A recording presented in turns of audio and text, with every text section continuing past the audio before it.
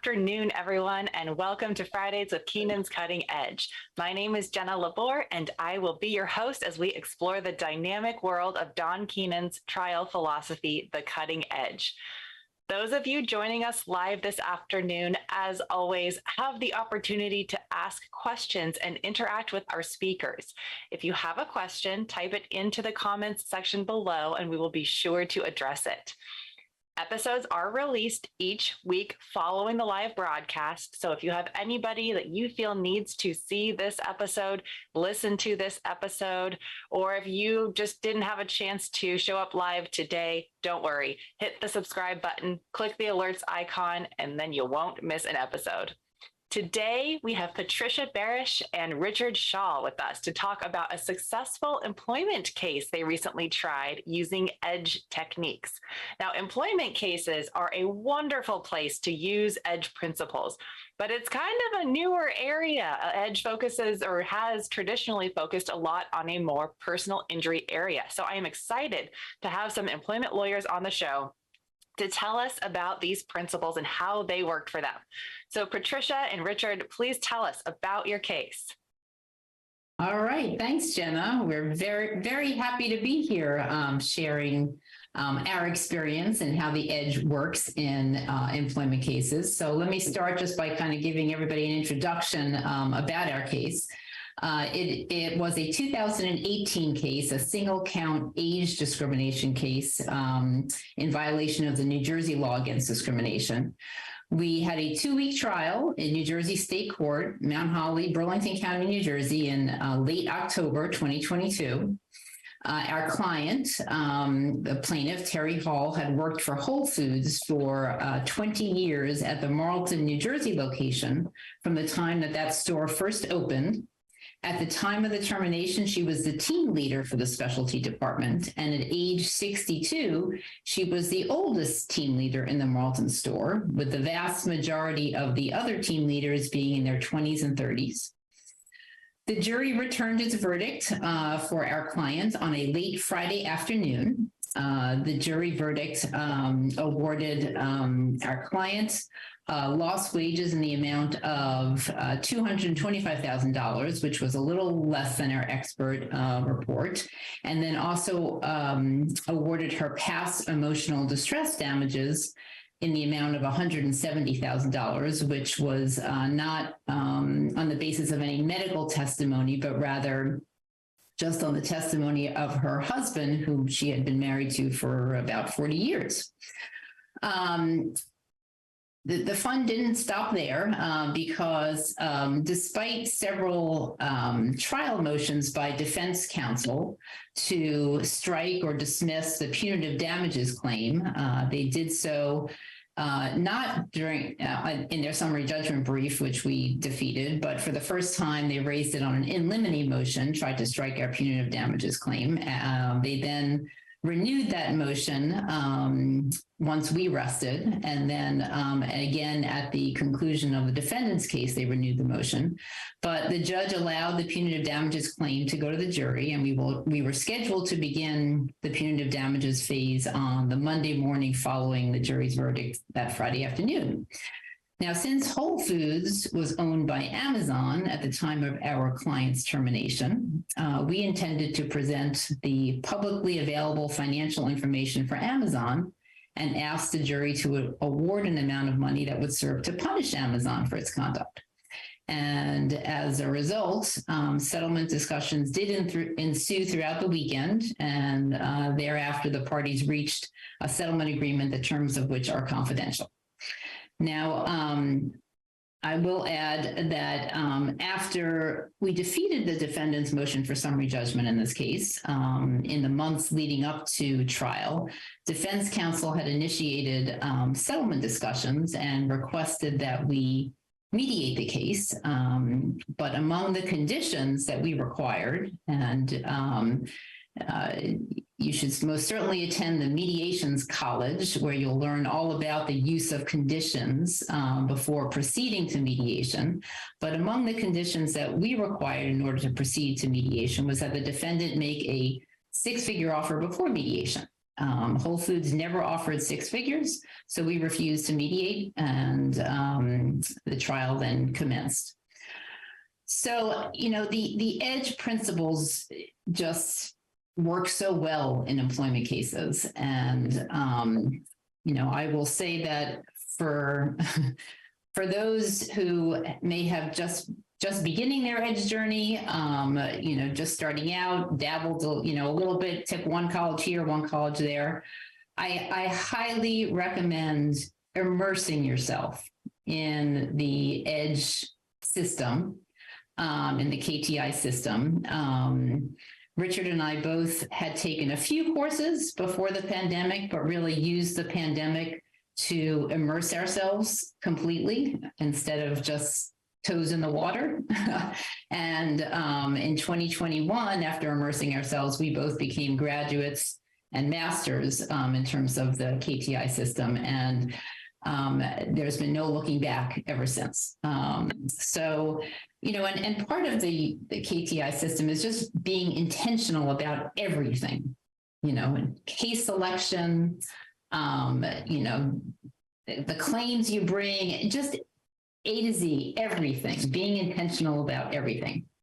So the first thing I'm going to talk a little bit about is the importance in finding and presenting the system failure in our cases. And Patricia, before you do that, let me just add something about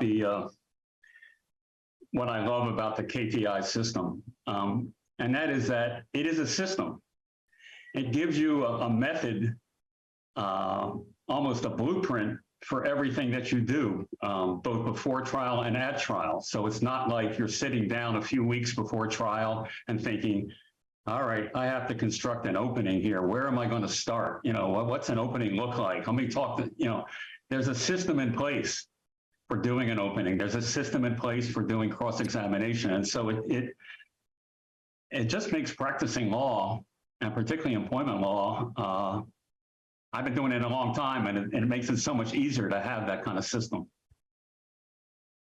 So in terms of the system failures in our Whole Foods case, there were 2 very significant system failures. And that the first one was that Whole Foods, and these related to the rules that we used in the case, the rules that we used in the opening and again in the closing and all throughout the case.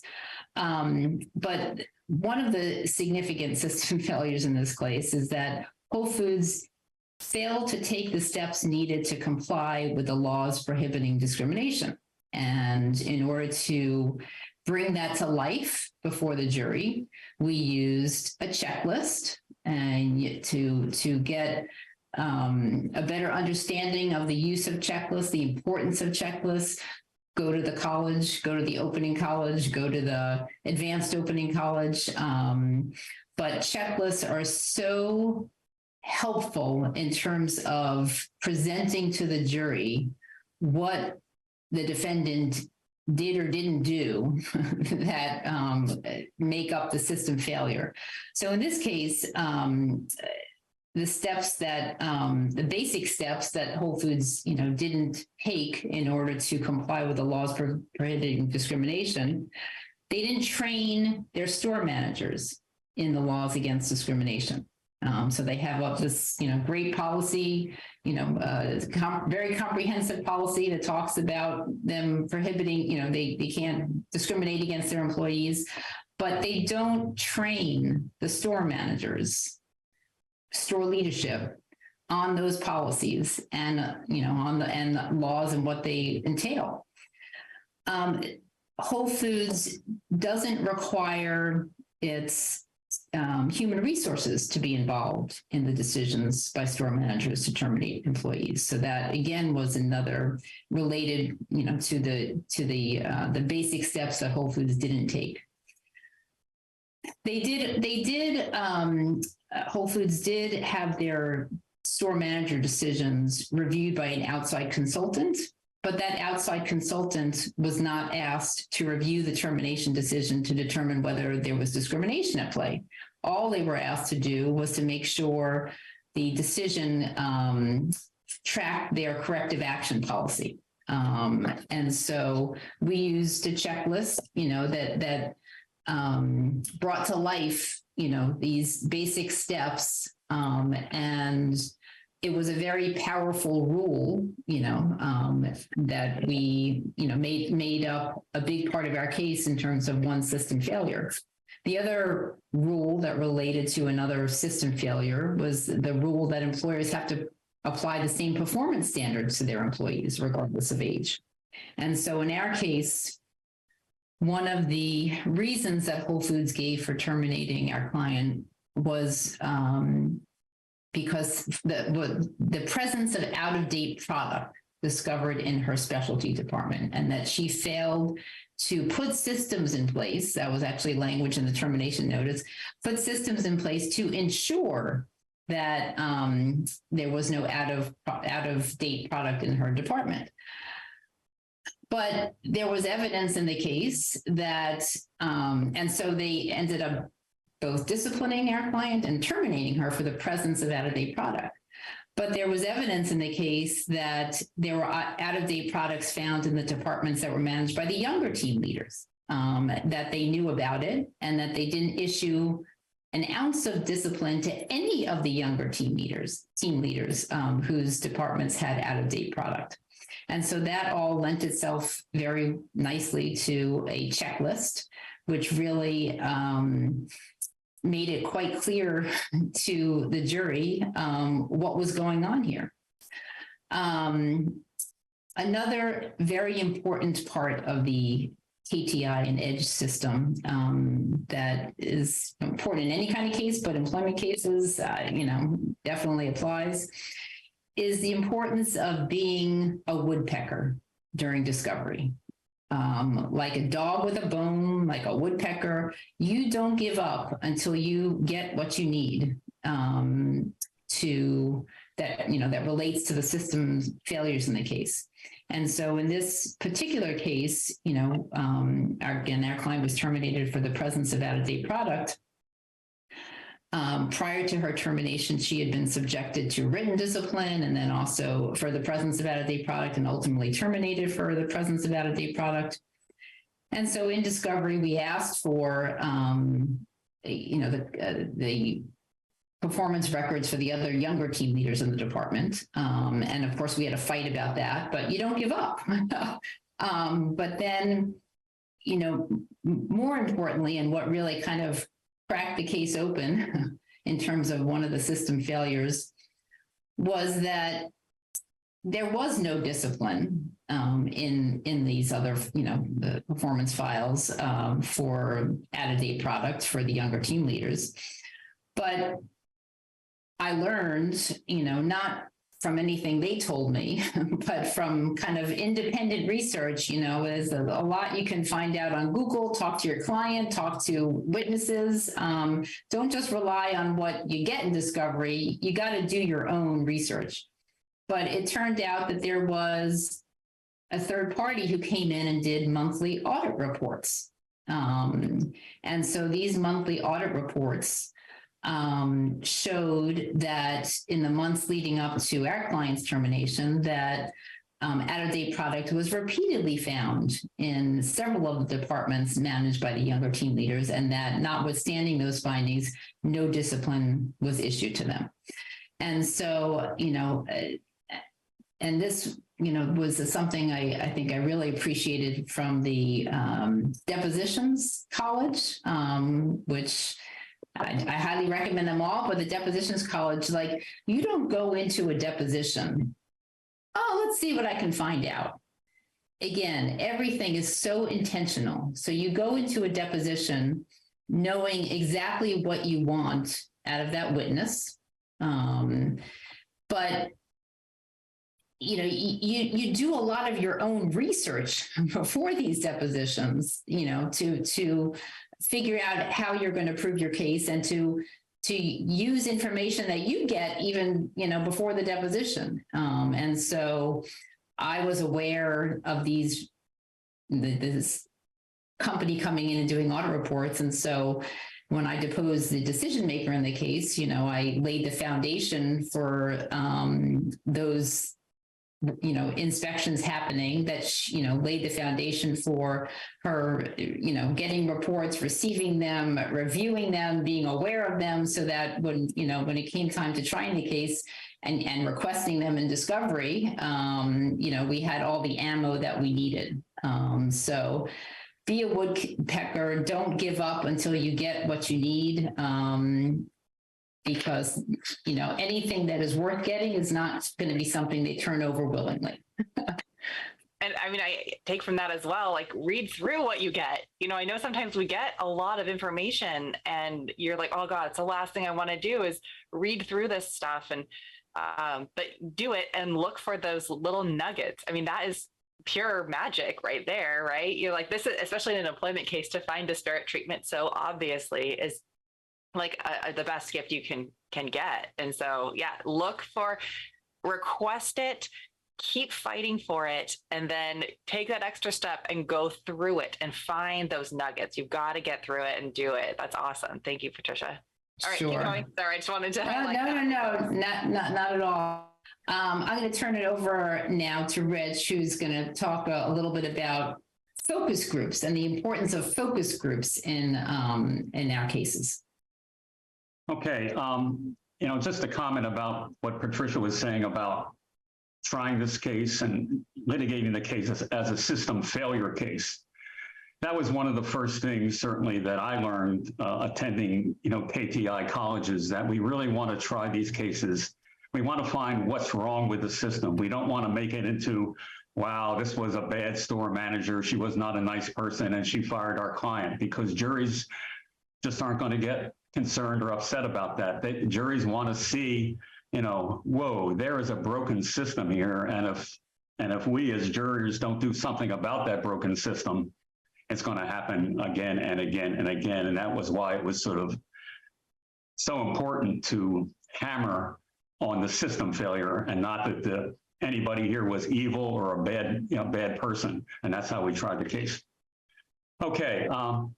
In terms of focus groups, we have found doing focus groups, and there is a excellent KTI college on how to do focus groups, and there's actually a handbook on how to do various types of focus groups, and we encourage people to do that.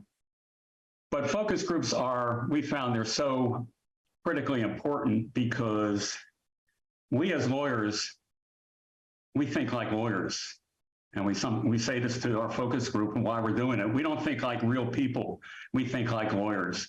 And so the issues that we maybe think are important in the case aren't going to be important to jurors. And issues that the jurors are saying, wow, that's important, or maybe, not important. It's a totally different perspective. And so without doing focus groups and learning from potential jurors about what they think is important and not important, you're going to rely on what you think is important as a lawyer, and that is not going to work out well. So in this particular case, as Patricia mentioned, they fired our client because they had found expired product in her department. She was at the head of the specialty department. And one of the things that they sell in the specialty department, probably one of the main things, is cheese. And so, we were concerned, like, what's a jury going to think about this? Like, whoa, spoiled cheese, well, maybe they should have fired her. But we did a focus group, and, it was interesting because the people in the focus group were not nearly as concerned about this as we were. They say, well, we shop in supermarkets. You're going to find out-of-date product. It happens. There's no way to avoid, that. And so, that was one of the things that we learned from doing the focus groups, that although we had to deal with the issue, it was not an issue that we thought the jurors were going to go, oh my God, this is terrible. They should have fired her. A second thing we did, Patricia had taken the deposition of this fellow that Whole Foods uses to review their termination decisions. And he's sort of an interesting character. He's from down in Texas, which is where Whole Foods got their start. And this is the guy who they used to review termination decisions. And as it turned out, Patricia asked him at his deposition, well, do you review these decisions for discrimination? Oh, no, I don't do that, So, and it also turned out that it had taken him a total of 26 minutes from the time that he first heard about the termination decision to give his blessing. But we wanted to find out, so we thought that we didn't think this guy was going to play very well in front of a jury. But again, that was our view. We wanted to show people his videotape from the deposition and get a sense of, how jurors were going to view this guy. And so we showed them, we had a focus group and we played the videotape of his deposition at the focus group. And, it was interesting. I mean, they didn't think he was a bad guy. And he didn't come across as a bad guy.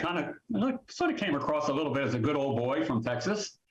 But at the same time, they really got it that this was ridiculous that it took, 26 minutes to terminate the career of a 20-year employee.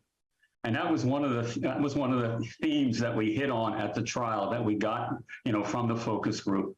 And we actually, in the course of the trial, we had a clock that we showed them that tick, tick, tick, tick, tick, and it went through the 26 minutes, and then boom, a 20-year career destroyed in 26 minutes. Was that your bumper sticker? Because I feel like that's, I got chills there. 20-year career destroyed in 26 minutes.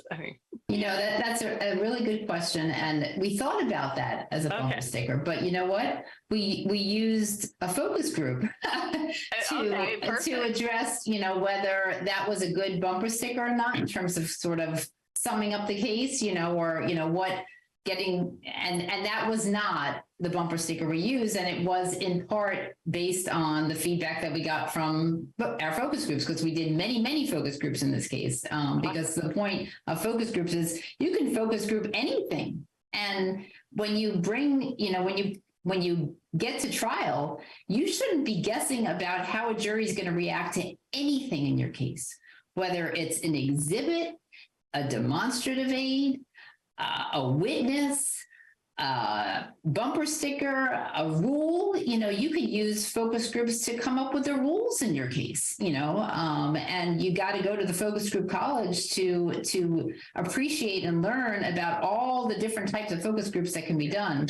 But that was not the focus. That was not the bumper sticker we went with. It was when no one minds the store, discrimination will happen for sure. All right. And that, this right here is like a perfect example of how the lawyer brain is not the brain you follow, right? Right. And so we talk a lot about collaboration here, and it is so important to collaborate with other lawyers, but never, ever forget to focus group. Yes. Awesome. Yes. All right. 100%. Totally. All right, Richard. Sorry about that. That's all right. Patricia, anything else? Things get interesting, but anything else on focus groups, or shall we move on? Yeah, I think. The other, we use, like I said, you can focus group on anything. I think we also use. We knew we wanted to use a demonstrative aid in terms of an organizational chart, in terms of all the different, people, players, so to speak, and we kind of, struggled with how many different layers, so anyway, we used focus group to, we came up with one thing, showed it to them. It was too confusing. They didn't really like it. So we whittled it down to something else. So, I can't say enough about the importance of focus groups. And we've done them, at every different point in the case, sometimes even at the beginning of the case, before we put the case into suit, we've done a focus group. So can't say enough wonderful things about focus groups. Okay, switching gears a little bit, I'm going to talk about how we used our trial brief in this case. And, the importance of educating the judge before the action starts at the trial was one of the things that was stressed to us in the various colleges that we've gone to. One of the colleges is a 3-day college called on black letter law. that really gets into the kind of legal issues that you want to bring to the attention of the judge, the importance of doing a trial brief, the importance of getting these issues out there in front of the judge, not in the heat of trial, but ahead of time. And so we prepared a trial brief and we gave it to the judge before the start of the trial. And there were, a couple of the issues that we really wanted to highlight. One of which was whether we have the right to use leading questions when we're cross-examining the defense witnesses. And, that can be the ability to lead them as opposed to having to sort of use open-ended questions is critical. Now, there's a rule that gives, at least in New Jersey, gives the judges some discretion. So we wanted to get that issue out there, and the judge discussed it with all counsel before the trial, and he agreed with us.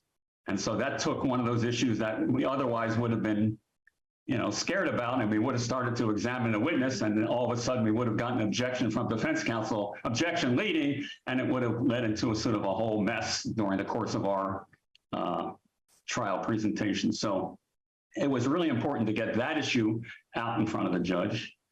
And then there was an evidence issue that we had to get out there, which was these audit reports that Patricia had talked about that had come in from an outside company.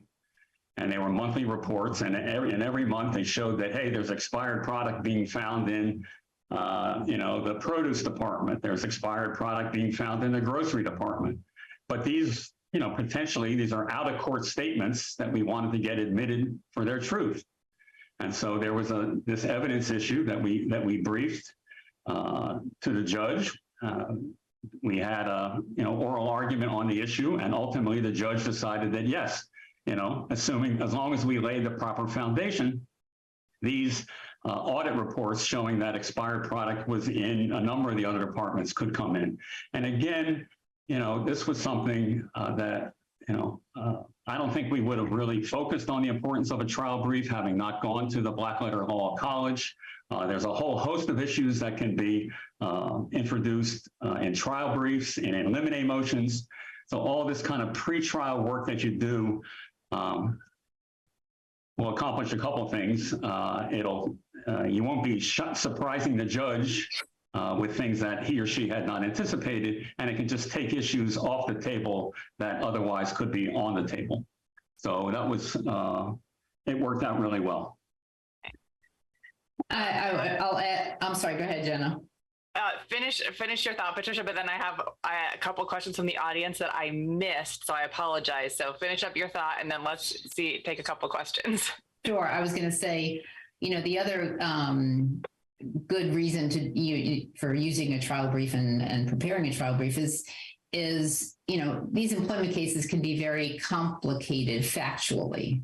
And it's really important to kind of distill the factual essence, for the judge. And so, we spent a lot of time, even in the trial brief, putting together a very distilled, powerful, presentation of the facts, which I think was very helpful to the judge. And in addition to that, we had a presentation on the law, which was also very helpful because, right. One of the key issues in employment cases is whether discrimination has to be the only reason why they fired your client, okay? Or whether it can be among the reasons. And, in New Jersey, we happen to have a very good jury charge which says that no, discrimination does not have to be the only reason or the sole reason why your client gets fired. It can be among a number of different reasons, but as long as that discrimination made a difference, that's sufficient. And that we wanted to make sure that the judge understood that going into trial, and he did, and it worked out well. Nice. Yeah, that's a great example of strategy to kind of put yourself, you become like a friend of the court, basically. You're your own amici because you become the teacher and the trusted source of information. And then that sets the basis for your objections and how those are going to go and all that kind of stuff. So super powerful. All right. So let me get to a couple. I apologize. I had my chat box open, and for whatever reason, when it's open, it doesn't blink. And so I'm used to, like, if it blinks, I open it up. Anyways, lesson learned. So we have, let's see, contact information for Patricia and Richard will be in the description below. So folks who are looking for that, want to email them with questions or whatnot, that will be there. And then we have a question. Do you ever hire a company to do focus groups? If so, name the company and their contact email, phone number. So let's just answer yes or no, and we can get a name and the rest of it later, but I have a feeling I know the answer. So. You do know the answer, Jenna. Absolutely not. Because once you go to the KTI Focus Group College and the Advanced Focus Group College, you will do your focus groups better than any consultant. You know your case better and will do them better. And there is so many different types of focus groups that you learn about that you don't need to hire a consultant. You do it yourself. Mm-hmm. And the beauty of it is that you can do them at a ridiculously low cost. I mean, I think we pay our focus group folks $75 for 2.5 hours of their time. So if you have 6 or 8 people, you're basically doing a focus group that costs $300 or $400. And so you know, if that's all you're spending, you can do 5 or 10 focus groups, and it's not going to be that expensive. Whereas we've never done it, but our sense is that if you brought in a professional to do it, you could probably blow $10,000 on one focus group. So it's really a great thing to be able to learn how to do these focus groups on your own. And we don't see any reason why you need to bring in an outside consultant. And I will add that I think the pandemic has made it easier to do focus groups, because we used to do them in person, you know, which added to the cost as well. But, you know, Zoom focus groups are very effective, you know, and a lot. You know, I think in some ways you're not limited. You can get people, you know, from further away who can come join your focus group as well. So it really kind of opens up more possibilities. So, yeah. Yep, absolutely. And we even have the advanced focus groups, which I was supposed to take this summer, but there was some issue. I can't remember what happened. I didn't yet. I've been wanting to for so long, but it's really helps with interpreting what the focus group is telling you. So don't just take the undergrad, but try to get into that graduate one as well, because that one will take you one step further. Did you guys have a chance to do both of them? Because you're masters, I know. Yeah, but no, we have not. That's one that's on my list as well, to take the advanced one. Yeah. So, all right, cool. And then finally, Dave Crump just says, black letter law is a must. It is the crescendo of the Edge Symphony. Another one that it's been on my list, and gosh darn it, if it does not get done. I don't know why. The schedule just doesn't work for me. So advanced focus groups and black letter law are on my list of things that I need to get done. But yes, excellent. It's one of my favorite things. I tend to be a very rules-oriented, law-oriented person. Like when I see a case that says something and then the judge makes a different decision, I can't deal with it, because to me, I'm like, that makes no sense. And I'm like, my brain explodes. But if you're able to, you know, explain it clearly, then hopefully you can minimize the amount of times that happens. All right, moving on. Go ahead. I'm going to keep an eye on my chat box here. So we don't. Sounds good. All right, moving on. Just going to touch a little bit briefly on our virtual jury selection experience, because it was in October. And at that time, we picked a jury virtually, which the judge was in the courtroom, but the jurors were all in their homes. We were in our office, and our adversaries were in their office. And, you know, I have been saying that if I never have to do another in-person jury selection, I would be okay with that, because I thought that virtual jury selection worked extremely well, and that we were able to get a better sense of who the jurors were, you know, from doing it virtually, because we literally were invited into their homes. When jurors are at home in front of their own computer, they let their hair down quite a bit more than they do if they're sitting in court. So I felt like we, you know, learned so much about these people and that we really knew them before we put them on our jury, which is obviously the goal. So it was, and I will say that, well, here in New Jersey, we don't get to attorney conducted voir dire. It's moving in that direction, but the judge conducts the voir dire. But we do now. It is required that the judge each side gets to submit open-ended questions, and the judge has to use open-ended questions offered by each side. So we put a lot of time and thought into our open-ended questions, and this particular judge was wonderful during jury selection, virtual jury selection, because I got a little taste of attorney conducted voir dire, because after he asked questions, he would then, Ms. Barasch, do you have any questions, any follow-up questions? And I got to ask follow-up questions without pre-screening them through the judge. I could just ask them, live, whatever. And so it was very, very helpful. But yeah, it was really the amount of information we got just from looking at them, their home environments, as well as just seeing them in their most comfortable selves was really, really powerful. Anything you want to add about that, Richard? Because of COVID and other reasons, it'd been a while since we had tried a case in front of a jury. And I suppose it certainly helped that we won in terms of my reaction to the experience, but it was such a wonderful experience to try a case in front of a jury and just to see how the jury system worked. That's what it's intended to do, to bring in, a jury of the plaintiff's peers to listen to the case, to evaluate the case, and to render justice. And we after we picked the jury, it was really Patricia doing the picking. We just loved our jury. We thought we had a really good group of people there who they wanted to be there. That was one of the questions, the open-ended questions, like, why would you make a good juror?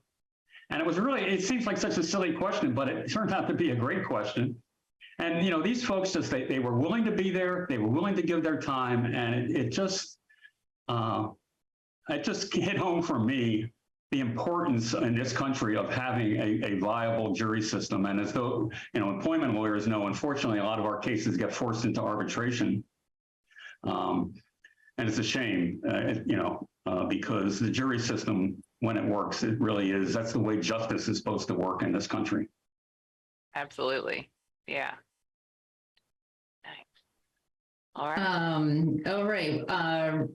Richard, you want to talk a little bit about just how we put on our witnesses? Sure. So, of course, one of the questions in these cases is, what order are you going to put your witnesses on at the trial? And, what the KTI system teaches is that you want to put on the defense witnesses first. And there's a reason for that. A lot of reasons for that, I suppose. One of the reasons is we're trying to expose the system failure. And if you're going to try to expose the system failure, the only way to do that is through the defense witnesses. So, in this case, we can call the store. We did call the store manager, as the first witness in the case. And one of the questions we asked her is, well, I think it was a leading question, but, we corrected, you get no training in the laws against discrimination. And we knew what her answer was going to be because she answered the question at her deposition. So boom, yes, it's true. Is it true that, before you make a decision to terminate somebody, you don't involve human resources at all? Yes, true. And, is it true that, when you sent your email down to the fellow down in Texas, it took him 26 minutes to get back to you? True. So we're able, we put the defense witnesses on first because that's how we're going to expose the system failure. The other, I think, main reason that we've been taught in these colleges that we've taken is that you don't want the jury focusing on your client.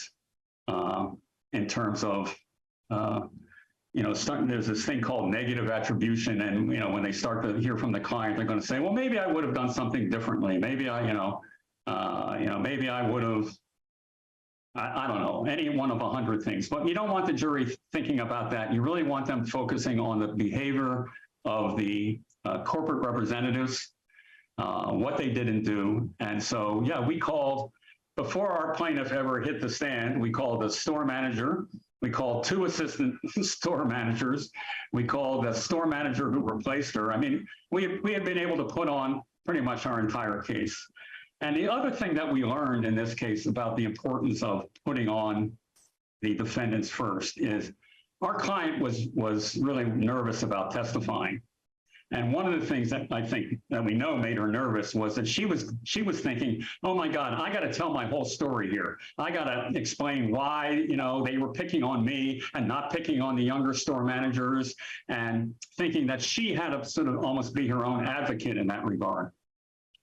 But then, she sat through the first several days of trial, and she saw that we were laying out basically the whole story. We were laying out the fact that they were not disciplining the younger store managers, and they disciplined her. So it just took so much pressure off her. And she told us that, she said, I feel so much better about getting on the stand now because I don't feel like I have to tell my whole story.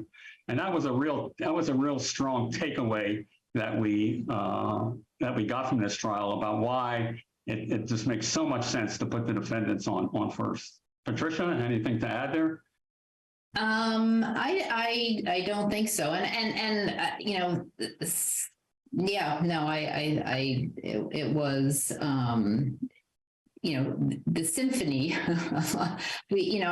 all of the rules that we had in the case, each of the defense witnesses gave testimony that was relevant to our rules, and so it really did. It laid out our whole case, before our plaintiff took the stand. So it was really, we won our case before our plaintiff took the stand. And that's the goal, to basically win your case through their witnesses. And then it's like icing on the cake. And how much more powerful is it that the words that you are trying to prove in your case are coming from the defense? We're in a difficult spot as plaintiffs, lawyers of all types, whether it's personal injury or employment or anything else, where we're coming into court asking for money and saying, believe our case. If it all comes from our side, it can be difficult because of, society's views on lawsuits in the past several decades that, we're just coming in here making stuff up in order to bolster our case. So when it comes from that defense witness, and that's like, there's no getting around that. I mean, it's just incredibly powerful. So that's a good transition, I think, to the next topic we were going to address, and that is witness prep. And it is one of the most powerful parts of the KTI system, in my view, is in terms of preparing our clients for their depositions, preparing our clients both for their depositions and to testify at trial. The college is called witness prep, but then there's also other colleges that relate to this, including damages and direct examination. I highly recommend all three. But witness prep, the whole idea behind the KTI method of preparing our clients to testify a deposition in a trial is to prepare our clients to be forceful advocates for themselves. It's about empowering our clients to identify and embrace their major truths and be the most forceful advocates that they can be for themselves. And I will share with you that it was actually this client's experience at her deposition that led us to immerse ourselves in the edge, shortly before COVID. So this was like fall of 2019. And it really is what led us to, launch our EDGE journey, our KTI, immersion, because as I said, we kind of dabbled before that. But, her deposition, while she, Rich and I have been doing this a long time. So while she testified to all the things that we quote unquote needed her to testify to at her deposition in order to defeat summary judgment, it was a profoundly dissatisfying experience in that she was completely unempowered at her deposition. And we both left her deposition, she and I, that is, feeling beaten up, and after that deposition, I, said to Richard, I never want to feel that way again. I never want to feel that way again. And I have prepared many clients and many witnesses for their depositions since taking, since then, and I have never felt that way again. Never. It works.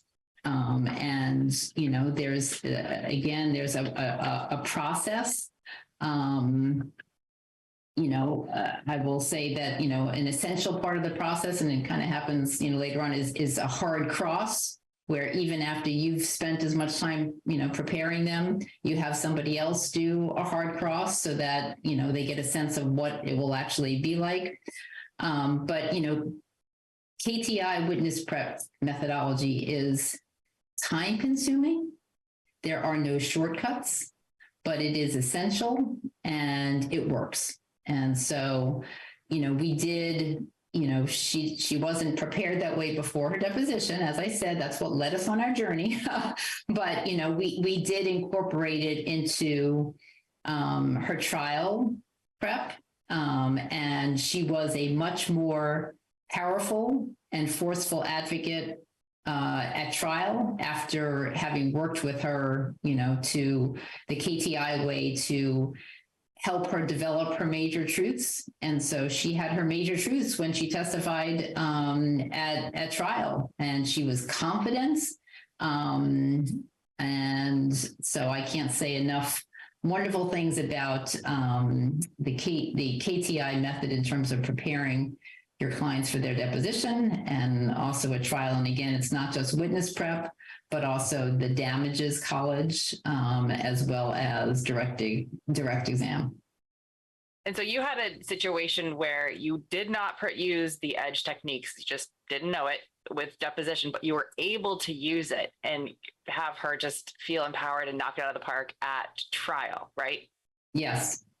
So folks, if you have, don't feel discouraged, like, oh gosh, my client's deposition is already passed. I totally screwed up. I can't can't fix it now. No, you can continue, always go to the colleges, always learn more. You can always, even if worst case, you end up settling. Well, I shouldn't say worst case, just in a situation where you settle and don't go to trial. I mean, spending that time with your client and kind of empowering them as though you were going to trial and continuing to prepare for it is a wonderful part of the journey as well. So, just don't think, oh gosh, this has passed, I can't go to that college, it won't help me. Go to the colleges, find out what will help you, because it will, and you'll be able to use this stuff in other cases or in different parts of your current case. This is a great example of that. Great example. Yes.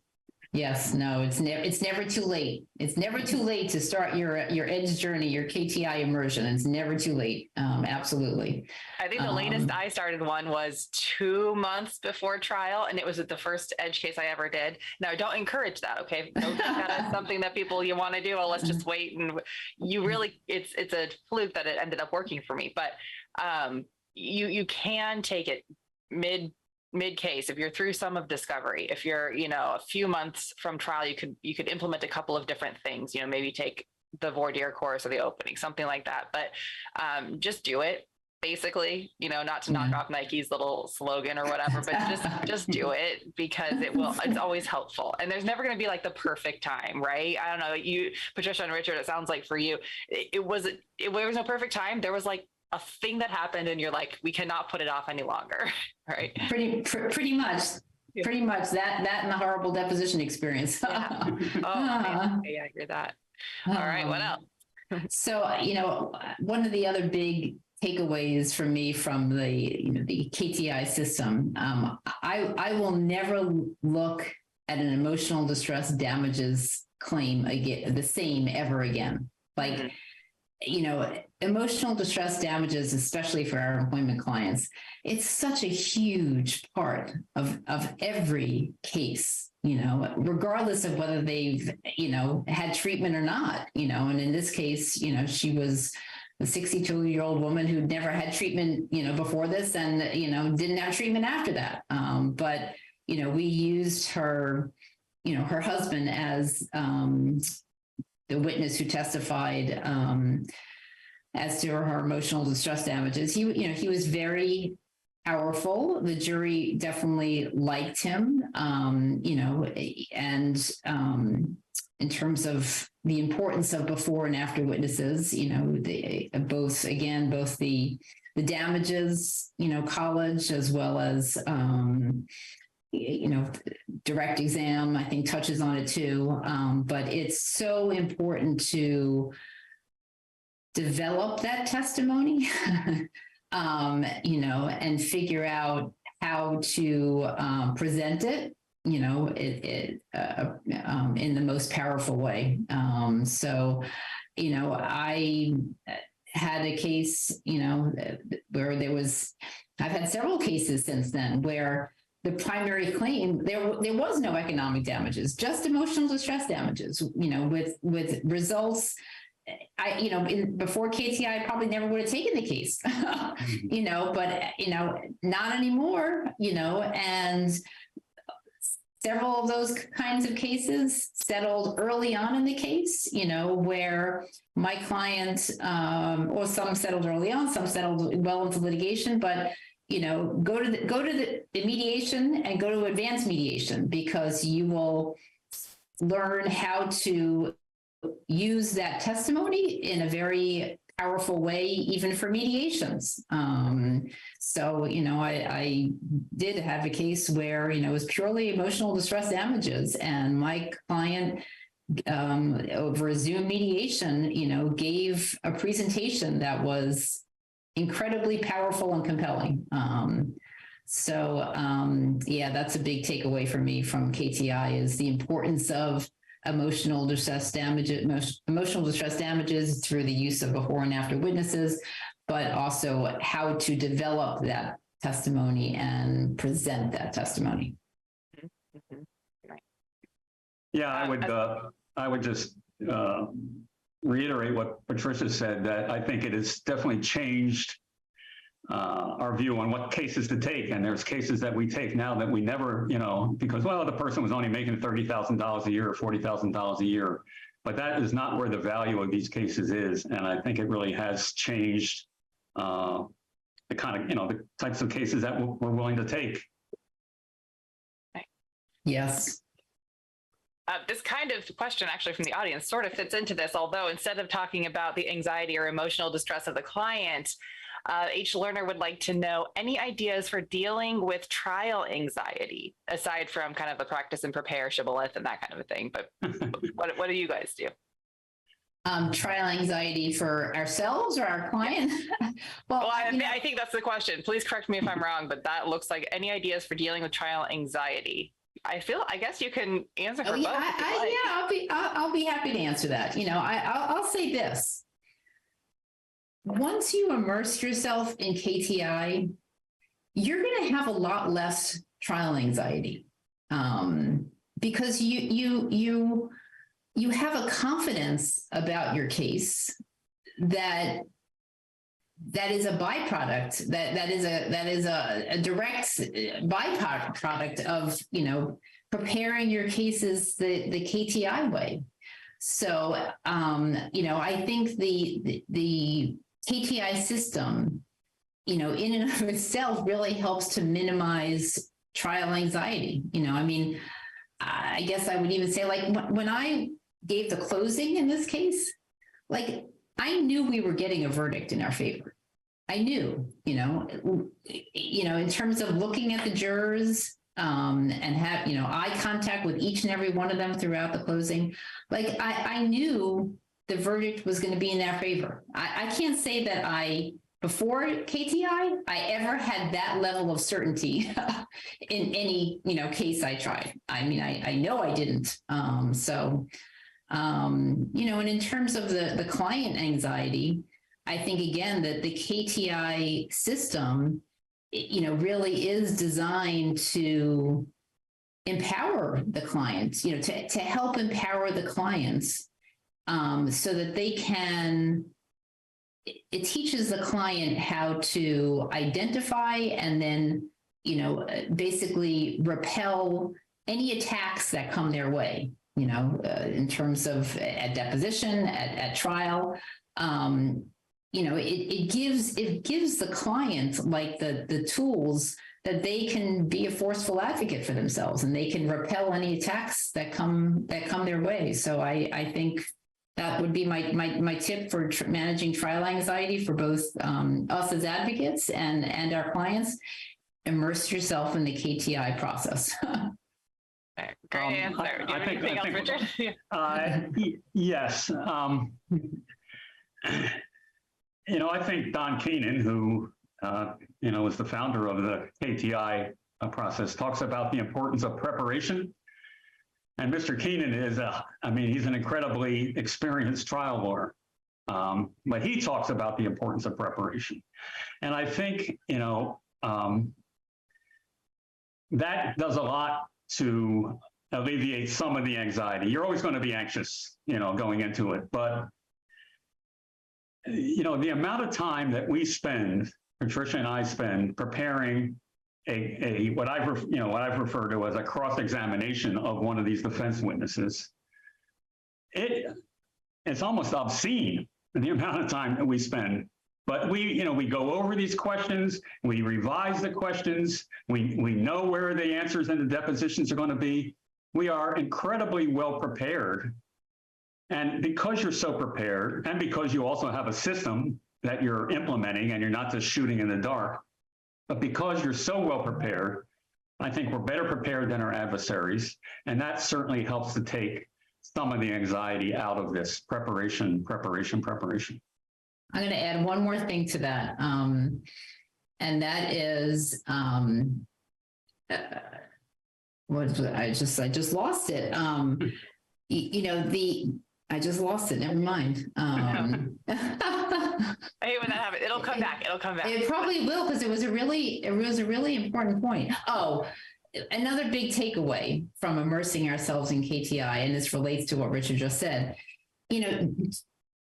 Immersing yourself and using the KTI system, it's incredibly time consuming. It is. Like, there's no shortcuts, and it's incredibly time consuming. And as a result, the whole nature of our practice has changed dramatically.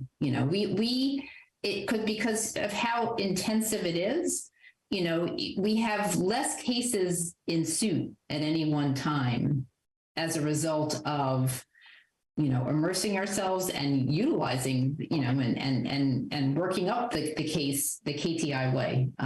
So that was my point. Sorry for that momentary lapse. Yeah, I would also add that I don't think Richard mentioned this. I think that you're probably not going to ever get rid of it entirely, right? Even Don has talked about the fact that he still gets anxiety because it's just, you're going into something that has a lot of unknowns. What the EDGE system can do for you is eliminate as many unknowns as possible, put you in the best position to not be focusing on things that you can control. And then, when you can't control, you can't control. That is what it is. So, and I would also say that for me anyways, part of it is just doing it. Just forcing, you got to do it. You have to listen. I'm doing this for my client. I'm not doing it for me. I'm anxious, but I've prepared and I'm going in there and I'm doing it. And sometimes it's terrifying. And, I shared last year, I did an episode on how I got kicked in the teeth by a jury, even though I tried my best to do EDGE stuff, it just was there were so many things, but so you're not going to just like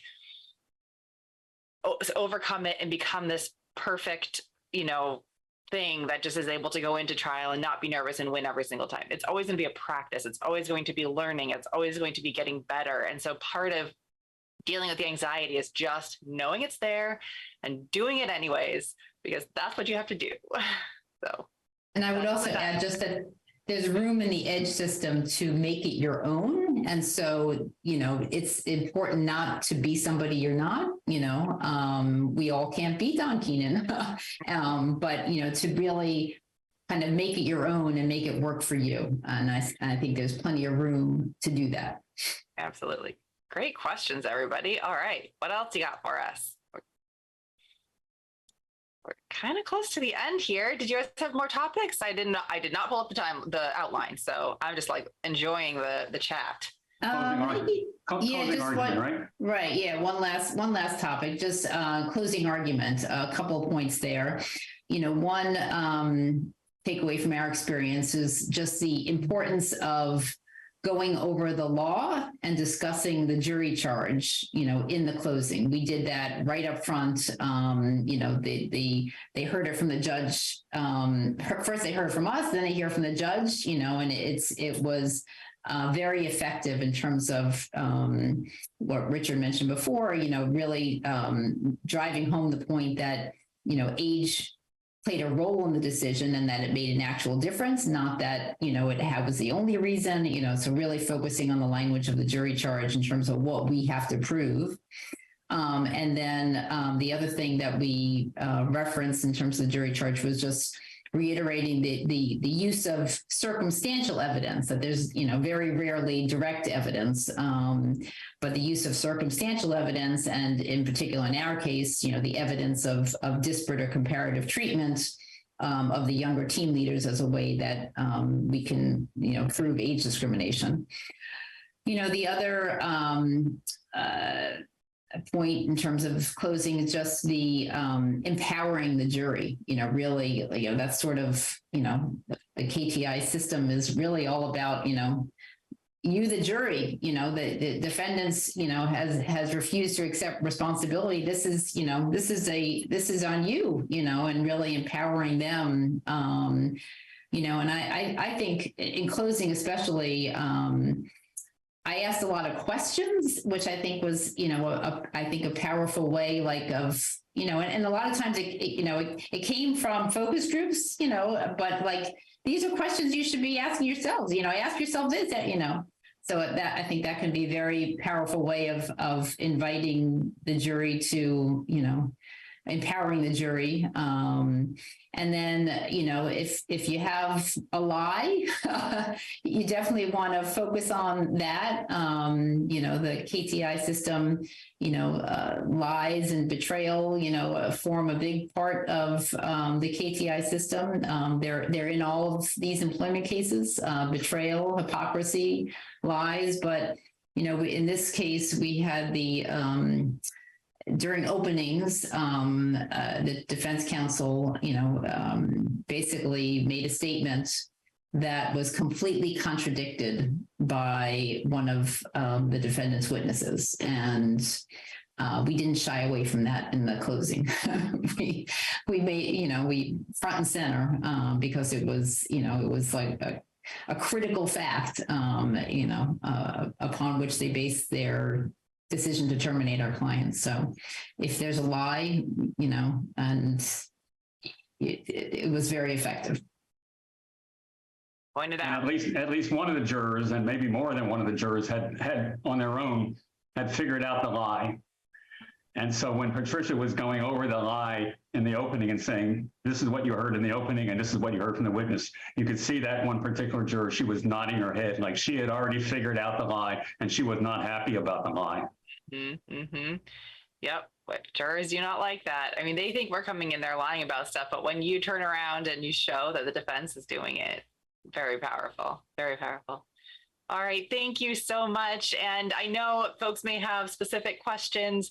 Feel free to reach out to Patricia and Richard if you want to dialogue with them a little bit more about this case, or if you have questions about EDGE in general. I mean, they're a great example of two people who decided, hey, we don't want to do it the old way anymore. Let's really commit and learn the system. So, I'm sure that they would be happy to share that journey with you if you have specific questions. So thank you all who joined us today for this week's episode of Fridays with Keenan's Cutting Edge. I think it was interesting that we heard almost every single college mentioned today. So I hope that you were able to see how attending colleges gives you real life action items that you can use in your cases right away. If you liked today's episode, please click that thumbs up button and feed the YouTube algorithm. Let them know you find our content interesting. And don't forget to subscribe and sign up for alerts so you don't miss an episode. We're going to have replays the next 2 weeks. I would apologize, but I was supposed to be in trial. So that's why we're going to do replays. My trial got continued at like the 11th and a half hour, but it's very difficult to schedule people when we've already got, some replays lined up. So anyways, you'll be hearing from, I think we're going to do my mom's podcast episode next week on the vestibular stuff. Definitely watch that one. It's great for all of you who have brain injury clients. And then I'm not sure what we're going to have the next week, but stay tuned. You'll get the email. And I will see you guys in a few weeks. And we will reconvene with another live guest. So have a wonderful weekend, everybody. And I will see you next time.